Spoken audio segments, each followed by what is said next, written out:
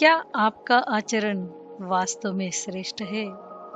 क्या आपके जीवन के निर्णय आप लेते हैं? आपकी इच्छाएं और आदतें? आइए हम जानते हैं भगवत गीता के इस श्लोक। भगवत गीता अध्याय 3 श्लोक नंबर 7। यस्विन्द्रियाणि मनसा नियम्यारभते अर्जुन कर्मेन्द्रिये कर्मयोगम असक्त सविशिष्यते।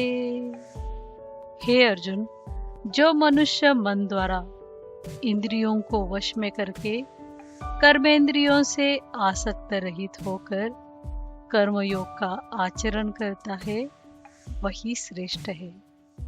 अब हम देखते हैं इसका शब्दार्थ क्या है। पिछले श्लोक में भगवान ने मिथ्याचारी व्यक्ति का वर्णन किया है, जो बाहर से इंद्रियों को रोकता है परंतु मन में विषयों का चिंतन करता रहता है। इसके विपरीत इस श्लोक में भगवान सच्चे कर्मयोगी का स्वरूप बताते हैं, जो मन द्वारा इंद्रियों को नियंत्रित करके कर्मेंद्रियों से अपने कर्तव्य कर्मों का पालन करता है और उनके फल में आसक्ति नहीं रखता, वही वास्तव में श्रेष्ठ है। बाह्य कर्मों का त्याग नहीं, बल्कि मन का संयम, निष्काम भाव से कर्तव्य कर्म का पालन ही आध्यात्मिक उन्नति का मार्ग है। ऐसे कर्मयोगी कर्म करते हुए भी बंधन में नहीं पड़ता। उसका जीवन अंतःकरण की शुद्धि तथा परमात्मा की प्राप्ति का साधन बन जाता है। अब हम देखते हैं इसका गूढ़ार्थ क्या है।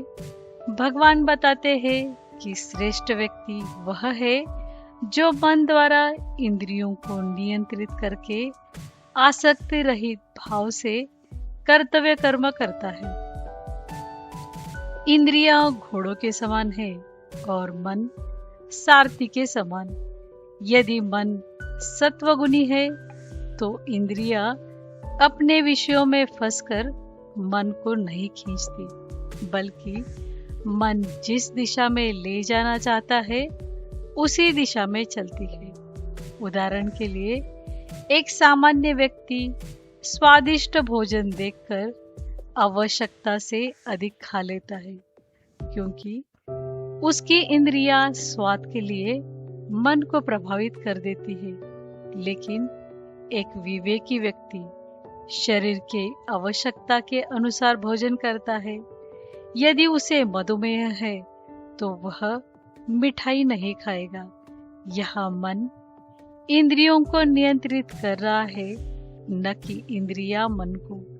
इसलिए केवल इंद्रियों पर नियंत्रण पर्याप्त नहीं है, मन का सत्वगुणी और विवेक युक्त होना भी आवश्यक है। अब हम देखते हैं इसका संबंध क्या है। इस श्लोक का संबंध पिछले श्लोक से है, जहां भगवान ने मिथ्याचारी व्यक्ति के लक्षण बताए थे, जो बाहर से इंद्रियों का संयम दिखाता है परंतु मन से विषयों का चिंतन करता रहता है। अब हम देखते हैं इसका निष्कर्ष क्या है। निष्काम कर्म के लिए दो बातें आवश्यक है, मन सत्वगुणी हो और इंद्रियां उसके नियंत्रण में हो। तभी व्यक्ति कर्तव्य के अनुसार कर्म करता है, न कि अपने वासनाओं के अनुसार। जब मन इंद्रियों को नियंत्रित नहीं कर पाता, तब इंद्रियां उसे अपने विषयों की ओर खींच ले जाती है। जैसे शराब पीने वाला व्यक्ति तलब उठते ही उसके पीछे चल पड़ता है और बाद में अपने व्यवहार को उचित ठहराने का प्रयास करता है। यह तमोगुणी मन की पहचान है। इसीलिए स्वयं को प्रश्न पूछना आवश्यक है, यह निर्णय मन का है या इंद्रियों का। इसी प्रश्न का उत्तर बताएगा कि आप निष्काम कर्म की ओर बढ़ रहे हैं या नहीं। अगर श्लोक पसंद आया हो तो वीडियो को एक लाइक करें, चैनल पे नए हो तो सब्सक्राइब जरूर करिए और ऐसे ही हमारे साथ बने रहने के लिए बहुत बहुत धन्यवाद। मिलते हैं अगले श्लोक में। तब तक के लिए धन्यवाद।